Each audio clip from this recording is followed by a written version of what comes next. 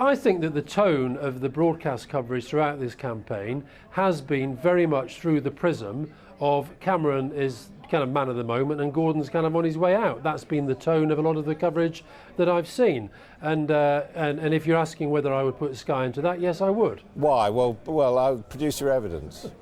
Well, look, Adam, I watch it and I can make my own judgment as to what I see. Well, no, as the tone of but coverage. this is actually quite serious because you're making, as you know, you're basically accusing Sky or any other broadcaster that you include in this group of somehow violating the rules under which we operate in this country. I'm not accusing you of violating the rules. I think that's a serious allegation, and I think if you're going to make it, Adam, you should substantiate it. I know, Adam, I know you take yourself terribly seriously, but let me just give you one example. The day before the election, a Labour candidate in a totally unwinnable seat says something about Gordon Brown, which frankly became the dominant story of the day. Now, it wasn't. For the public out there who are making up their minds about the election, it wasn't that big a deal. First of all, it is actually a seat which you held 2 elections ago. So yeah, well, I can tell you we're not going to hold it this time. Secondly, you as a journalist should know that when a Labour candidate says the Labour Prime Minister is the worst Prime Minister... I'm not saying it's not a story. It's a story. Of course it's a story. Of course it's a story. The question then is whether you cover it to the exclusion of virtually everything else. You were saying that covering that story, which was a lead for about 3 or 4 hours... You asked me for examples. 3 or 4 hours. Adam, get off your high horse for 2 seconds. Get off your high horse for 2 seconds. You started this. I'm You're entitled the one of accusing the television media of being biased against you. Adam, you're great at giving it. You can't take it. Now just calm down and listen to what I'm saying. I'm just saying. David Cameron. I'm saying to you, substantiate your charge. I'm telling you that, in my opinion, having followed many elections through the years, that the media in this campaign has been very, very biased against Gordon Brown. David Cameron has had an easy ride. I mean, you know, I'll give you another little example. That's different, actually, from what you were saying a moment ago, which was you were saying that the media were consistently biased. But let's settle for that. I think large parts of the media have been consistently biased. I just happen to have Kelvin Mackenzie here as well. Yeah, I think Alistair must have been on the... I think you must have been on those funny cigarettes again, Alistair. You clearly... No, I've never taken those, Kelvin. You've clearly gone mad, my son. The reality is that the Sun was slavish to your former Prime Minister. Absolutely slavish. What, Trevor and Kavanagh? Actually, the truth about the matter is the Sun, when it gets behind something, anything, politics, or exposing some double-glazing salesman, goes for it 101%. You have nothing. Yeah, fair enough. You ought to actually send a rather large cheque to Rupert Murdoch and thank him for all that he has done for the Labour Party rather than criticising him. I'm just telling you, I also... Well, go on. No, it's all right. I've finished. Oh, sorry, I thought that was the echo. I've also got to say, Kelvin, that their front page today was not quite in your league. It has to be said. Well, I think when you start comparing David Cameron to Barack Obama, it's you lot that's lost it, not me.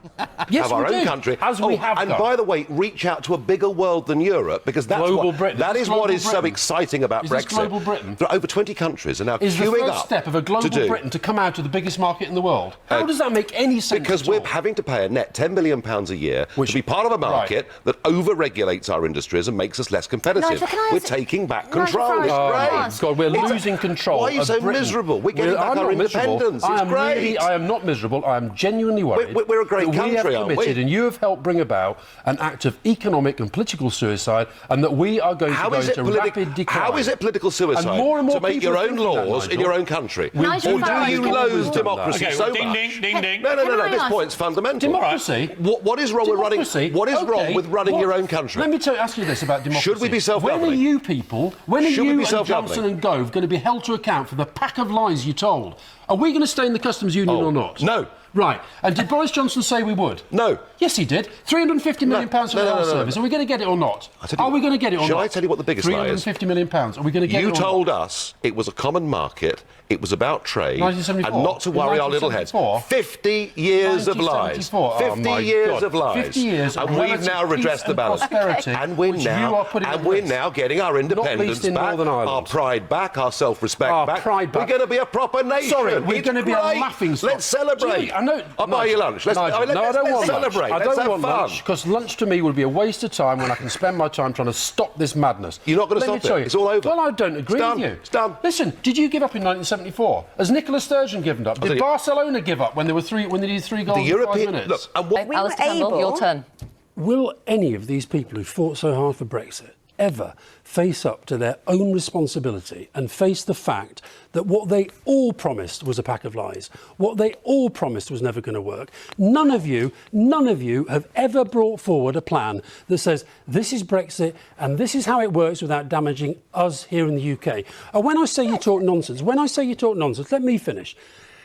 All of those laws that you talked about were enacted by elected British governments and elected British parliaments. The fact that you in Europe couldn't do anything about it underlines that the sovereignty lay here. So all your lies about taking back control, more money for the NHS, sovereignty, immigration, the list of it, you've failed on every I knew you thing. were going to come up with, the money for the NHS. Nothing to do with me, not my campaign. And it's very rich, a man who essentially was part of telling lies to invade a country, to accuse me of dishonesty. I think you might have lost the argument there, my dear.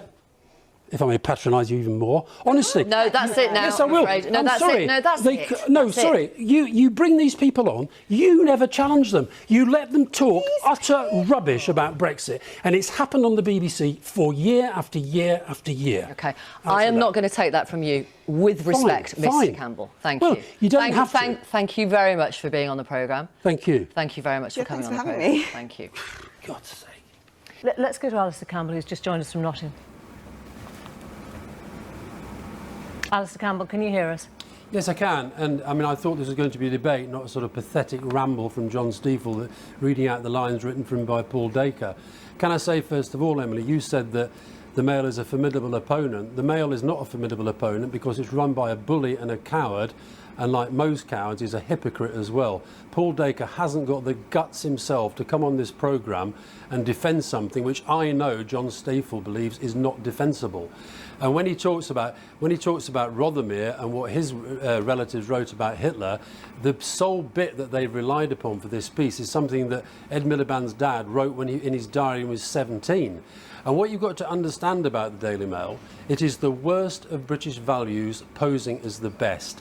And when Ed Miliband went out today, he went out and demanded a right of reply and spoke as he did today. He did that, and I'm glad that David Cameron and Nick Clegg have supported him in what he did. He did it because he actually believes in genuine political debate and genuine freedom of speech. These people do not believe in genuine debate. If you do not conform to Paul Dacre's narrow, twisted view of the world, as all of his employees like Stiefel have to do, you get done in. And all I say to all the politicians in Britain, once you accept you're dealing with a bully and a coward, you have absolutely nothing to fear from them. John Stiefel, you can start where you want. Bully, coward, with the worst kind of values. You use those words quoting Alistair, bully, coward. Alistair I'm not a coward. Alistair I'm would not a know. coward, Mr. Stiefel. Perhaps Where's Paul Dacre tonight, and why have you been put up? Alistair, perhaps you'd let me answer you. Where's Paul Dacre? Perhaps you'd let me answer you. Just let him speak. John Stiefel. The reality, Alistair, is that Ed Miliband puts himself forward to be Prime Minister of this country. He puts himself forward on a socialist platform. He makes very clear that the values he grew up with were the values of his parents, and they have shaped him as a man. His dad wouldn't support his views. He said that in his speech the other day. He said his dad wouldn't support some of his views today. There are many of his views that his father would have supported, and indeed, as we know from Damien Bride's book last week, his decision to stand against his brother had much to do with following through on his father's legacy. That does not mean... Do you believe, Mr. Stiefel, do you, not Paul Dacre, who's told you what to say tonight, do you believe that Ed Miliband's dad hated Britain, and do you personally think it was justified to use a picture of Ralph Miliband's grave in your coverage? Well, first of all, answer the question, yes or no. As I've said to you, Alistair, our piece was based on an examination of Ralph Miliband's right. Do you support that headline? Alistair, did Ralph Miliband hate Britain? If you'd allow me to finish. John Stiefel, those two specific points. The headline said, the man who hated Britain, you had a picture of a gravestone with the words, grave socialist. Let me answer this. First of all, on the headline, it's a well-established principle of all journalism, which Alistair may remember from the distant days when he was part of journalism, that the headline and the piece should be read in conjunction with each other. If you read that headline in conjunction with the piece, which quotes extensively from Ralph Miliband, you're not defending the headline, are you? It's justified. Seinfeld. I'm completely defending the headline. You're embarrassed by Dacre. Wrong. You and your colleagues are embarrassed by Dacre. Rothermere's looking at you to be his successor, and that's why you're wriggling now. I don't resile from the headline for one moment. It's entirely justified. It's entirely appropriate for the piece, and that's why in the paper this morning we made clear we didn't apologise. Well, you've been very reasonable, so I hope you get the job when he goes. You asked me a question about the picture of the gravestone. That did not appear in the paper. Do you defend it? It was online. Alistair, you're the biggest news website in the world. It did not Do you appear. defend the picture? Let him Let me finish. It did not appear in the paper. Do you defend its use online? If you'd let me get a word It's out, a straight Alistair. It did not appear in the paper. Right, the picture online was a picture of a tombstone that said Grave Socialist. Indeed, it appeared on our... Do you defend that? It appeared on our website. It may very well be that the publication of that picture on their website was an error of judgment. As a matter of fact, when Ed Miliband made a complaint about that on Saturday evening, in fact, he spoke to me personally. I personally arranged for that picture to be removed from online. So why do you agree it was an error of judgment? I think using that picture was an error of judgment. Right. Well, that's why we didn't use it in the headline. paper. Do you justify that headline? Absolutely. Did Ralph Miliband hate Britain? I think that headline is entirely justified. Did Ralph Miliband hate Britain? Having fought in the war for Britain, did Ralph Miliband hate Britain, yes or no? Ralph Miliband's values, as set out in that piece... You don't want to say yes, do you? You don't support your editor. As Ralph Miliband's values set out in that piece made clear, his views were antipathetic to many British people's views, to many of the institutions of this country. This, you spoke to Ed Miliband. Did Paul Dacre speak to Ed Miliband as well on Saturday? He's up on his estate, hunting and shooting and just fishing. let John answer. I spoke to Ed Miliband on Saturday. And what did you say to him when he expressed his disdain for that article? I listened to what he had to say, said I didn't agree with him, but said we would consider his request for a right of reply, which we granted him in full in Tuesday's paper. And did you defend the headline that you had originally put when you spoke to him on the phone? It wasn't that kind of conversation. No is the answer to that. It wasn't that kind of conversation, Alistair. You weren't listening in, I presume. No, I wasn't, but I kind of have a fair idea what went on. The conversation was Ed Miliband raising his complaints, me listening to them calmly, considering his request for a right of reply, discussing that with colleagues, and then granting that request. And tomorrow you're publishing 4 pages of character assassination of Ed Miliband because Dacre, who you know is losing the plot and Rothermere knows is losing the plot, cannot bring himself actually to accept that he's made a terrible mistake, that your newspaper readers, who kind of go along with the very commercial success that you've got, actually now will begin to see what I've known for a very long time, that you are the worst of British values posing as the best. And Paul Dacre is a poison in our national life, and I'm glad that at last we're debating it. Right. And I hope next time that he has the guts to come and defend himself. Two things. First, I was disappointed Keir didn't mention Brexit, because I think Brexit has done so much damage to this country. Well, I'm sorry, Neil. I'm sorry.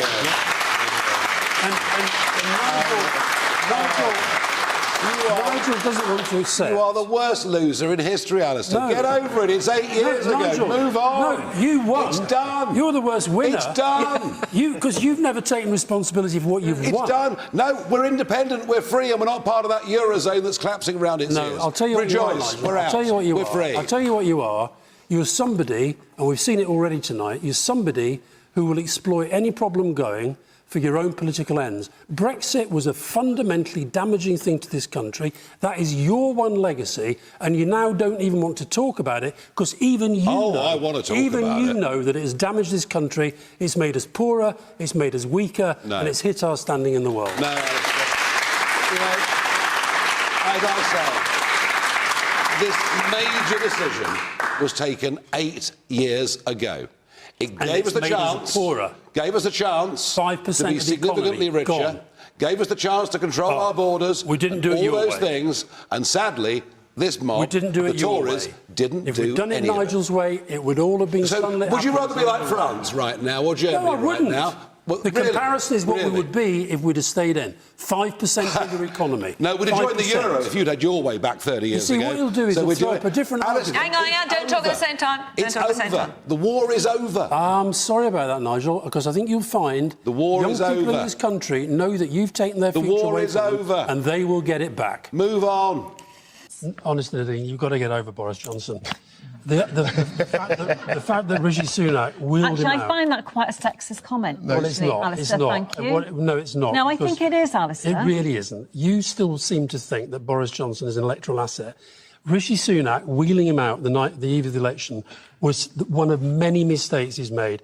Liz Truss and Boris Johnson. I think that's the reason why we've got 131 and not 50. I really don't. So can we move on from Boris? I mean, I think they've killed people, Simon. I just know, Alistair, there are people watching you right now who are going to say, hang on a minute, and where did all this start? Where did those backstreet people in Downing Street begin to wield all this power? And the buck stops with you on that, doesn't it? Oh, for God's sake, Simon, please, get a grip.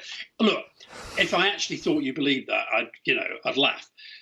This idea that a Prime Minister shouldn't have effective, strong communications and strategy people around him is a myth. There have been spin doctors around ever since Julius Caesar wrote the greatest soundbite of all time, Veni, Vidi, Vici. There are plenty of amazing pieces of communication in the Bible. So let's stop this nonsense that this all sort of came along with New Labour. And here's another thing. I really look forward to two things happening in the near future. This lot of charlatans trying not to have a public inquiry, and then when they fail on that, the public inquiry. I've had 6 inquiries into my role in relation to one incident in my fairly long time alongside Tony Blair, cleared of the lot of them. This lot, I could take you through line by line through Cummings' press conference yesterday, and I reckon I could find between 12 and 15 things that if I could get him for half an hour, I would absolutely destroy him because of the lies he's told, the inconsistencies with the story of his Prime Minister, of his wife. I mean, he actually directly contradicted what his wife had written about what happened in Durham. So I won't take the comparison, Simon. I just won't. These people are liars and charlatans. They're being found out, and the country deserves better. Well, Piers, I don't know if you understand how democracy works, but if you lose an election, I don't think you do, mate. You're the one who tried to stop it happening. You agree with everything they've done. You're the guy that tried to stop democracy happening. Listen, you, Piers. Tony Blair, Hugh Grant, Steve Coogan, all the others wanted to stop the democratic will of the people from that referendum. Doesn't look like we're any closer to unity, does it? From taking place. So my question to you on behalf of them all, do you now accept the result of that referendum? Do you now accept that Brexit is the will of the people? And will you stop squealing about it? I always did. No, Piers, you're the one who squeals because it's what you get paid to do, even though you're bottled out of having a fight for charity. We'll talk about that another day. You look too weak this morning. When we talk about a second referendum, in a democracy, you have to fight for what you believe in. Boris Johnson has fought for what he believes in and he's won. And he's now got a mandate to take his withdrawal agreement through. Does that mean I have to stand here and say I think it's a great thing for the country? No, I don't. You can call it squealing. I can call it having an argument. You just have to accept. You just have to accept that, contrary to every time I've spoken to you in the last 3 years, you've assured me everyone's changed their mind. And if there was another vote, they'd all vote to remain. We've just had an election where the British people have resoundingly shown you they haven't changed their minds. God almighty. You can call me Piers. Piers, it's no wonder your ratings are flagging against the BBC. Our ratings are soaring. Just let somebody else speak for 1 minute, OK? No, your ratings are not doing as well as you keep tweeting. They actually are. You know. It always amazes me how these great champions and fighters for free speech really don't like it when you say things about them that they don't like. Now, you've been gracious enough to say that on a factual point, you said something that was incorrect and you've corrected that. But on the bigger political point, here at The Rest is Politics, having seen the changes and also having seen the pathetic presentation of them by Zuckerberg, be honest. Just be honest. Say, look, Elon Musk is ahead of the game on this. He's right up Trump's backside and I can't afford to be too far behind him. So I'm going to get in there as well. So, yeah, I'm going to spend a load on his inauguration. I hope I'm going to sit in a couple of rows behind Melania and Barron, and I'll be on the TV. Honestly, who the fuck do these people think they are? As if they haven't got enough power and wealth as it is. They now have to control, these great believers in speech, what comes out of your mouth and my mouth. This is a hypothetical scenario for you, Alistair. Your biggest ally is going to invade a country based on some quite dodgy intelligence about weapons they might not actually have. No one in your country wants them to join them. It will almost certainly tarnish your legacy. Should you join the invasion? Josh, just because your podcast has never been #1